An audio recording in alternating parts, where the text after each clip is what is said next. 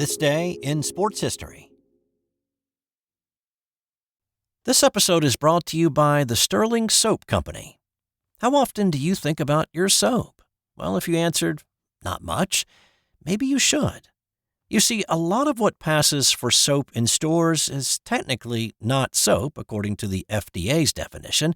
It's full of lab-created chemicals and detergents because it's cheaper to make. Now, what if you could buy natural soap made from natural ingredients like tallow, palm oil, coconut oil, and scented with essential oils, and for just a little bit more than you'd pay for grocery store soap? Sterling Soap is 100% natural, and with a wide variety of bath soaps, shave soaps, beard balm, lotions, and cologne, there's a product and a scent for just about everybody.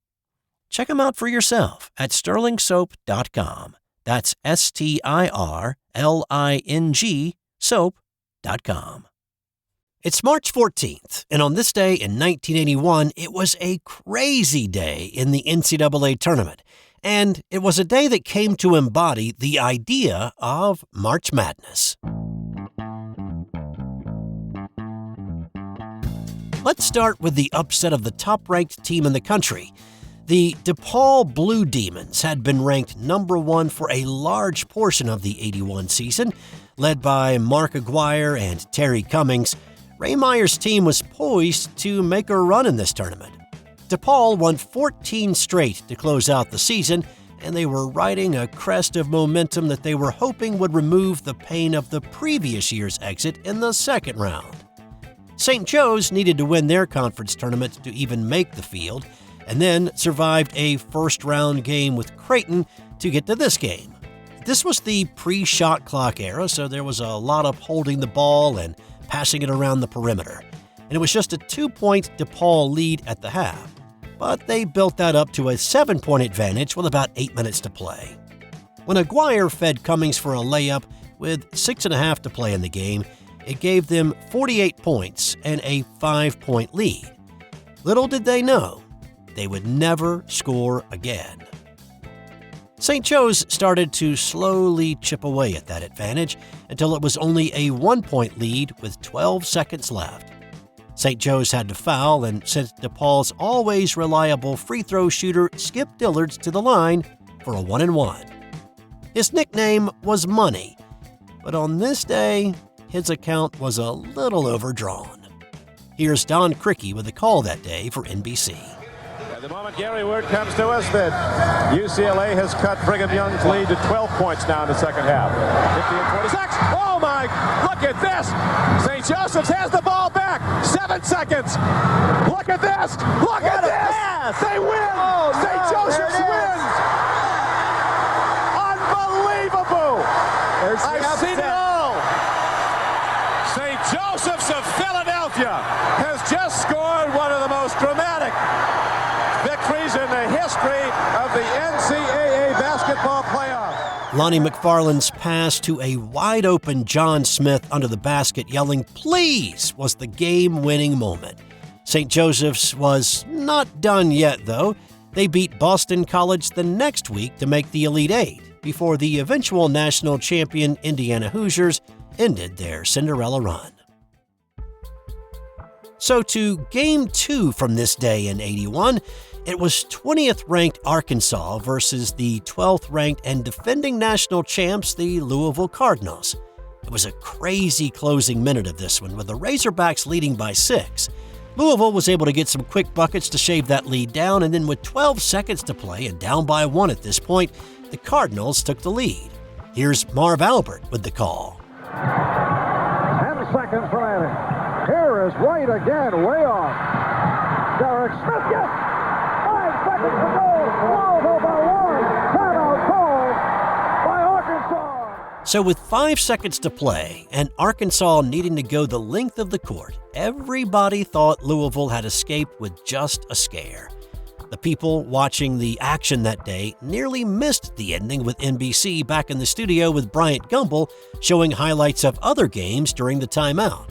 But thankfully, he tossed it back to Marv just in time to catch this action. A 1-point ball game going on in Austin, Texas, so let us go back to Marv Albert and Bucky Waters. Thank you, Brian. Time running down. Arkansas trouble getting out. U.S. lead with the play. It's in! It's in! U.S. lead! Let's see. Do they say it counts? It's all over. Arkansas has defeated Louisville. U.S. lead, hitting from half court, and it's a one-point incredible victory for the Razorbacks. And then, just moments after that half-court prayer for the game winner, NBC switched coverage out to Pauley Pavilion for the final seconds of unranked Kansas State and second-ranked and #1 seed out west, the Oregon State Beavers.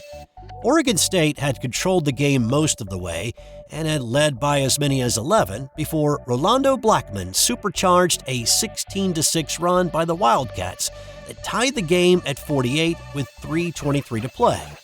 At that point, Oregon State put the freeze on and played the stall game. After being fouled, the Beavers missed the front end of the 1-and-1, and Kansas State held for the final shot. Here's Jay Randolph with a call for NBC that day. Jankovic with 9. 7 seconds. Blackman from the and the best one is this Kansas State has defeated Oregon State. There are 2 seconds left.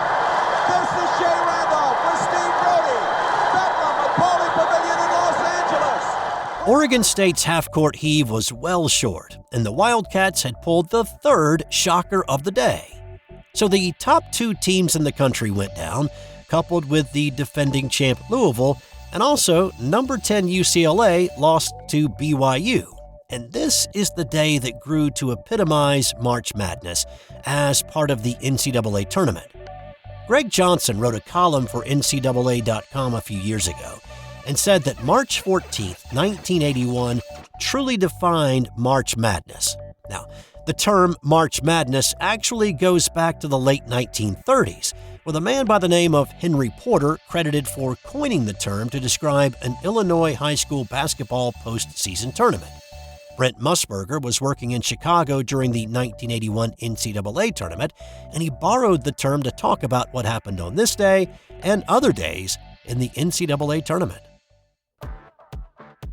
Let's scoot ahead a decade and relive another all-time great upset in NCAA tournament history. The field expanded from a 48-team field to a 64-team field in 1985. In the 6 years since expansion, there had not been a 15 or a 16 seed that had won a game. Until today.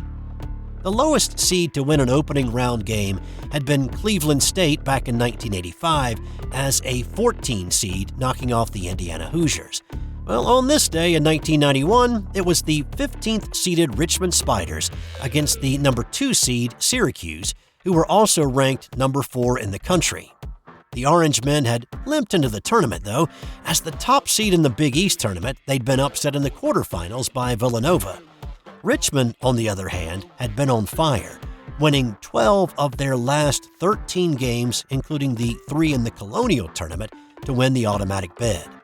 Even though they had beaten a number 14 Georgia Tech team earlier in the season, double-digit losses to Georgia and Wake Forest and a second-place regular season conference finish in the CAA did not endear them to the committee, who made them a 15 seed. No worries, though. Head coach Dick Tarrant and his Spiders had been a giant killer in the tournament before. Just 3 years before this, Richmond, as a 13 seed, made a Sweet 16 run, knocking off then-defending champion Indiana in the opening round, and then Georgia Tech in the second round. So, why not do it again? The Spiders took a lead early, scorching the nets in the first half. Conley. Throwing 3 points. That's his second of the ball game. The Spiders hit 62% of their shots and led by 8 in the first half. They expanded their lead to as many as 10 in the second half with some clutch shooting. This is a game in which Richmond led by 8 at the half. They have never trailed in this ball game. Curtis Blair kicks it left side. Chris Fleming. And the skip pass goes out to Terry Conley. Touch to Curtis Blair. Yes! For 3! Curtis Blair scored 18 to lead the way for the Spiders. Senior Terry Connolly came off the bench to put in 14 points and 7 boards. Up by 1 with 21 seconds to play, Freshman Eugene Burrows stepped to the free throw line for a 1-and-1. Burrows was a kid that had taken just 14 free throws the entire season, and he calmly stepped to the line and swished both to give the Spiders a 3-point lead. Syracuse missed several threes in their closing flurry, and the Spiders pulled off the 73-69 upset win, the first time a 15 had beaten a 2. Since then, a 15 has now beaten a 2 seed 11 times in the tournament, and a 16 has beaten a top seed twice, most recently in 2023 when Fairleigh Dickinson beat Purdue. Hey, I needed to call a quick timeout to let you know that we're giving away a $50 gift card to Home Field Apparel. Have a favorite college sports team? Of course you do. You're listening to a sports podcast. Well, Home Field Apparel has all the great gear so you can support your team in style. Jerseys, hoodies, hats, and a whole lot more are available in your team's colors and insignias. So go to sportshistorynetwork.com/giveaways for your chance at a $50 gift card to Home Field Apparel. I've also put a link in the show notes. Now, let's get back out there. We've got more of this episode to do. Of course, the women's NCAA basketball tournament can be filled with surprises as well. And in fact, the first ever 16 seed beating a number 1 seed happened in the women's tournament 20 years before it happened in the men's tournament. It was 1998, and the Harvard women were a bit upset to be given a 16 seed. They'd gone 21-3 that season, and so came in with a little chip on their shoulder. Stanford was a bit depleted due to injury as well, but still, this was not supposed to be a problem. The game was on Stanford's home court, where the seniors had never lost. However, Harvard had an X-factor difference maker in Allison Feaster. She had led the nation in scoring at 28 a game and averaged a double-double that season. Behind her shooting, Harvard built a 43-34 halftime lead. Stanford fought back and took the lead in the second, and they were up 3 with 3 minutes to play. But the Crimson did not fold. Up 1 with just under a minute to play, Susie Miller hit a decisive 3. 15 on the shot clock. Kowal out to the corner, a 3 by Miller. Harvard by 4. Feaster hit big free throws down the stretch and finished with 35 points and 13 rebounds. So the Harvard women's team was the first 16 to take down a 1, and on the women's side, this is still the only time that a 16 has beaten a 1 in the 121 games that have been played between a 1 and a 16 seed in the women's NCAA tournament. And time now for today's That's Got Nothing to Do with Sports fun fact. It used to be legal to send a child through the mail. Say, what would you talking about, Willis? In 1914, a 4-year-old girl named Charlotte Piersdorf was sent through the mail by her parents because it was cheaper than buying a train ticket to ride with them. Charlotte weighed less than the 50-pound limit and was mailed to her grandmother for 53 cents.